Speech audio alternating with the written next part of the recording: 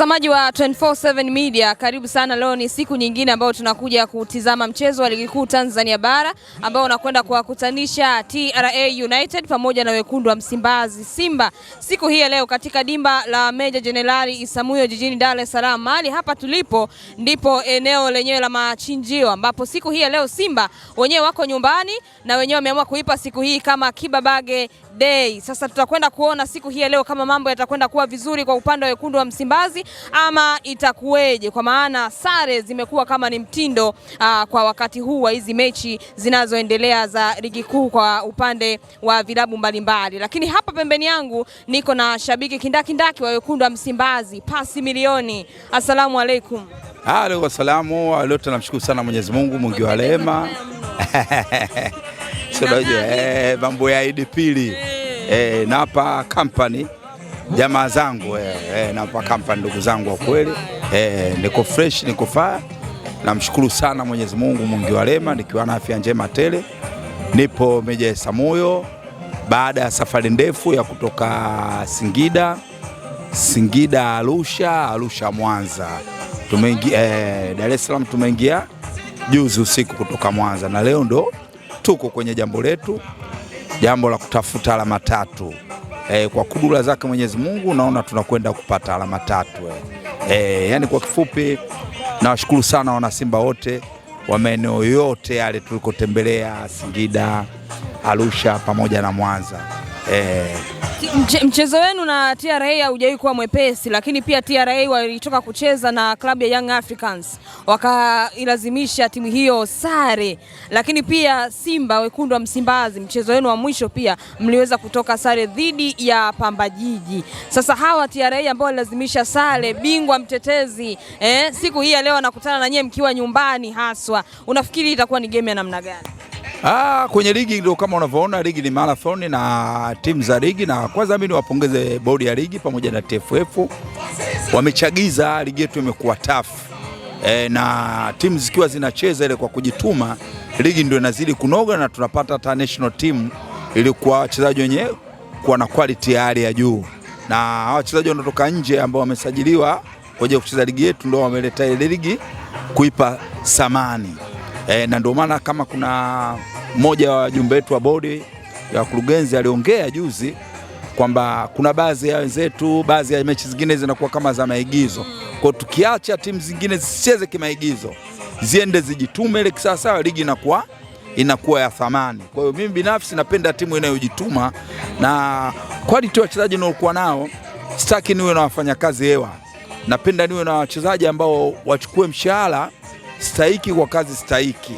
Hata mwanao unapompeleka shule ya hela nyingi at least kule, yani akili yake ndio ifanye kazi ya mitihani kwa sahihi, so mwalimu awe anamlegezea nini na nini. Hasa ile inakuwa mwanao unaona amefaulu vizuri, lakini akienda kwenye ile wanasemaga yani inakuwa kama wale masomo ya imla, unakuwa mwenyewe kivyako labda vile, afu baadaye unakuwa unachemka.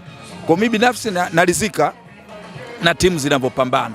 Kwa hiyo napongeza sana bodi ya ligi, na ndio maana huwa nawashangaa kuona baadhi ya mashabiki wenzangu wa mchezo huu wa mpira wa miguu wanapoanza lawama ya kuwatupia bodi ya ligi, kuwatupia bodi ya ligi mara TFF. Hii inakuwa haipendezi. Mchezo wa mpira uko azalani, kama na mchezo wa mpira unaamuliwa na quality ya wachezaji uliokuwa nao. Kwa nini mimi Pasi Milioni nakuwa napata confidence ya kujiamini? Quality ya wachezaji niliokuwa nao mimi safari, ndio maana nakuwa najiamini sana na timu yangu niliokuwa nayo, yani najiamini mno. Hasa ili dirisha dogo limeleta wachezaji wenye quality ya hali ya juu, leta matumaini. Yani unaona kabisa feni liko pande wetu.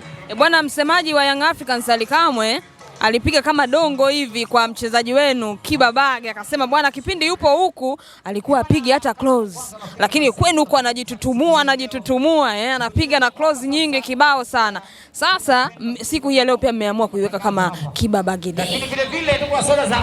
Kila mtu ujue na maoni yake, yeye ndio maoni yake alipoongelea hivyo, lakini mimi nataka nimwambie tu ndugu yangu na anamheshimu sana Ally Kamwe, namheshimu sana, ni kijana kwangu mimi naona ni mstaarabu, isipokuwa unaangalia level ya Simba hapo ndipo ilipofikia.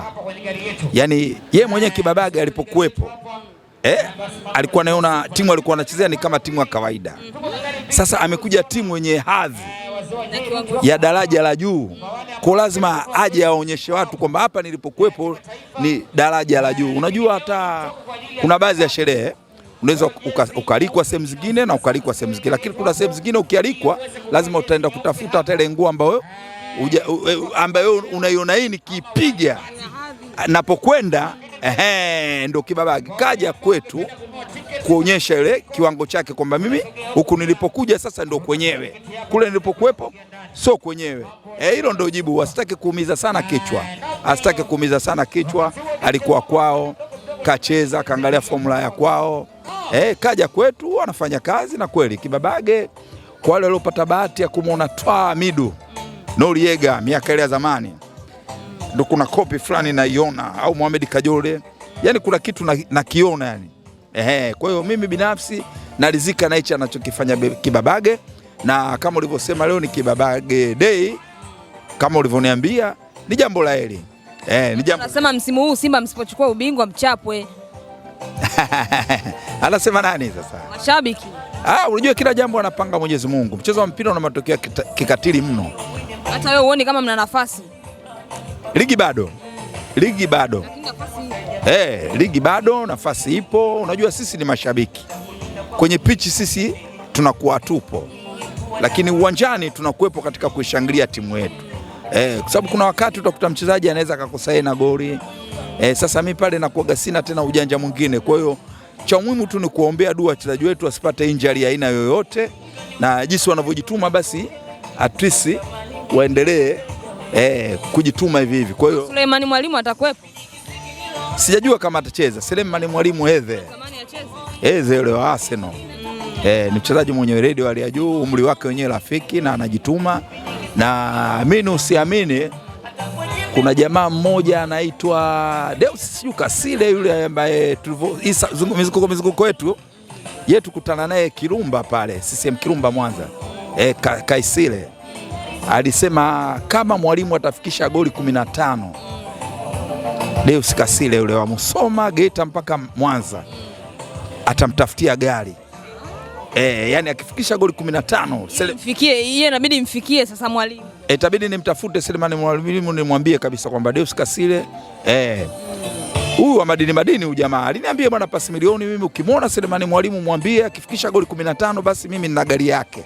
Kwa hiyo nategemea kwa kikosi nilichokuwa nacho Suleiman Mwalimu, weledi alikuwa nao na umri alikuwa nao, na imani kabisa kama akipangwa leo at least tutashangilia. Na kama unavyoona kipata sare au kwa anacheka, ukipata sare au kwa anacheka, lakini itakwenda mbele ya safari, sisi tutaendelea kufurahi.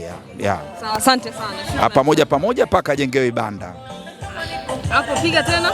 Paka ajengewe banda. Asante sana pasi milioni, tutakutana baada ya mchezo. Tutaamua sasa tunacheka ama tunalia. Inshallah. Sawa kabisa, mtazamaji wa 24, kama ambavyo nimekuambia, huyu ni shabiki kindakindaki wa Wekundu wa Msimbazi, na ameshasema hapa kwamba Suleiman Mwalimu ana ahadi yake ya gari huko kama akifikisha mabao 15 msimu huu, si ndio hivyo? Kikubwa ambacho utakiwi kusahau ni kuhakikisha una subscribe YouTube channel yetu, lakini pia una like pamoja na kucomment. Siku hii ya leo tutakuletea matukio yote ambayo yatajiri katika dimba hili la Meja Jenerali Isamuyo. Kule katika Instagram tunapatikana kama 24/7 Media, lakini pia kama nilivyokuambia usiache kusubscribe. Mimi naitwa Mia, asante sana.